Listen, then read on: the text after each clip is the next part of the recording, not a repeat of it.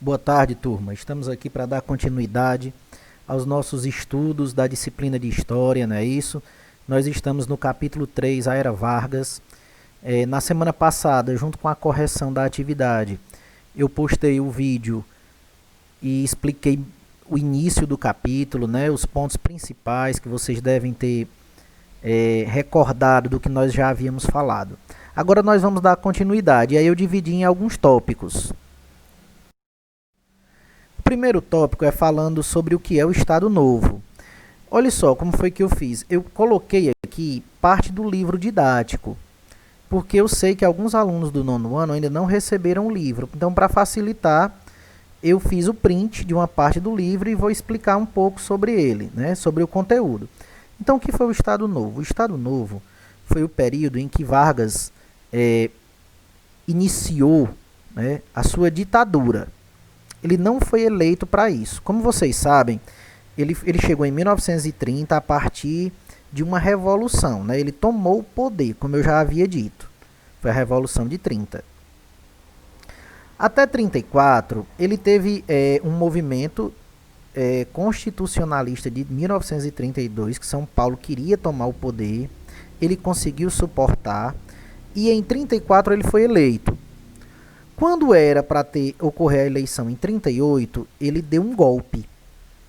E para consolidar esse golpe, ele usou uma artimanha que foi chamada de Plano Cohen, como vocês podem ler aqui. O Plano Cohen era uma carta, né, surgiu uma carta dizendo que os comunistas iriam invadir o país, iriam provocar incêndios, iriam assassinar o presidente. Então o Vargas usou dessa carta, que depois foi descoberta que era falsa, e ele suspendeu as eleições. Ele se tornou presidente e suspendeu as eleições. Ele disse que o país estava em perigo e que ele precisava, né, tomar de conta do país, né? Então ele usou dessa artimanha para suspender as eleições, que seriam em 38. Esse golpe aconteceu em 37, como está aqui, né? No segundo parágrafo aqui tem assim: na verdade, o Plano Cohen era falso, mas serviu de pretexto para que em 10 de novembro de 1937 Vargas desse um golpe e implantasse uma ditadura. Como vocês sabem, uma ditadura é uma forma de governo onde a pessoa manda sem ligar para a opinião dos outros, não é isso? Ele tem o poder sozinho nas mãos dele. Esse período que vai de 37 até 1945 é chamado de Estado Novo. E uma das primeiras coisas que ele fez foi fechar o Congresso. Se vocês continuarem lendo, vocês vão ver, ó, naquele mesmo dia ele fechou o Congresso e impôs ao país a Constituição de 37, que permitia ao presidente governar por decretos. As eleições presidenciais foram suspensas, as greves proibidas, e os sindicatos passaram a ser controlados pelo governo. Ou seja, ele tinha todo o poder centralizado nas mãos dele. Para melhorar sua imagem, né, para que as pessoas pudessem, para que as pessoas não se revoltassem, para que as pessoas pudessem ver o Vargas como se fosse um grande pai, foi usado a propaganda. O governo de Vargas usou muito as propagandas e fiscalizou os jornais, as revistas, o cinema, né? Então, olha só, ele aprovou várias leis trabalhistas, como o salário mínimo, férias, limitação de horas de trabalho. Então, ele foi muito bom para os trabalhadores, mas ao mesmo tempo ele usava a propaganda para despertar no trabalhador o sentimento de gratidão a ele, de retribuição a ele.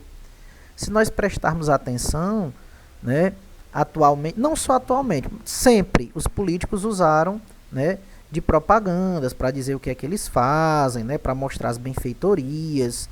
Isso é uma estratégia relacionada à política, né, isso, e vem desde Vargas. O departamento que ele criou para fiscalizar os jornais, as revistas e fazer a propaganda dele foi chamado de DIP, Departamento de Imprensa e Propaganda, que era encarregado de fazer a propaganda. Além disso, o DIP também ele fez uma coisa chamada censura. O que é censurar?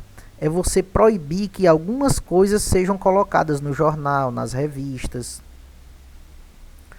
Antes de ser publicado, o departamento ele olhava se aquilo que ia ser publicado, aquela reportagem, aquele filme, se aquilo tinha algum conteúdo contra o governo, né? Se tinha alguma crítica contra o governo, se o governo iria ser mal visto se aquela propaganda fosse feita. Então eles censuravam, eles não deixavam, né, aquela propaganda, ou aquele livro, ou aquela revista ser publicada. Porém, assim, do lado da economia, houve um crescimento da industrialização do país, né? No período de Vargas, houve uma crescente industrialização. Como nós podemos ver aqui abaixo desse gráfico, né? Primeiro, como nós podemos ver, acima, no início, a agricultura era o que ocupava um papel de destaque na economia, até 1930. Vargas entra em 30, fica até 45, ele estimula a industrialização. Mas também teve um motivo que ajudou. Se vocês olharem abaixo dessa tabela, tem assim, a industrialização ocorrida durante o governo Vargas se deveu, por um lado, à Segunda Guerra Mundial, pois, com seus parceiros em guerra, o Brasil teve de fabricar o que ele importava. Vamos entender aqui bem direitinho. O Brasil, ele comprava vários produtos de fora. Ele importava. Importar é trazer de fora para dentro do país. Os países estavam em guerra, alguns países. O Brasil não tinha de quem comprar, porque eles não estavam mais fabricando. Eles estavam em guerra e não estavam mais fabricando. Então, o que é que ocorreu? O Brasil teve que fabricar aqueles produtos que antes ele comprava. Esse processo ficou conhecido como industrialização por substituição de importações. O que é isso? Ele substituiu. Em vez de importar, agora os produtos seriam fabricados no próprio país, aqui no Brasil. Então, olha só, são 3 tópicos muito rápidos. Eu não quis prolongar, porque eu não sei ainda quantos já receberam o livro ou não. Mas eu passei essa atividadezinha aqui de 5 questões muito fáceis. Todas as respostas estão tanto no que eu falei, como vocês podem voltar e rever o vídeo. Vocês vão revendo, lendo e respondendo a atividade. Qualquer dúvida podem colocar no grupo do WhatsApp. Eu espero que vocês tenham uma boa semana e na próxima semana eu posto a correção.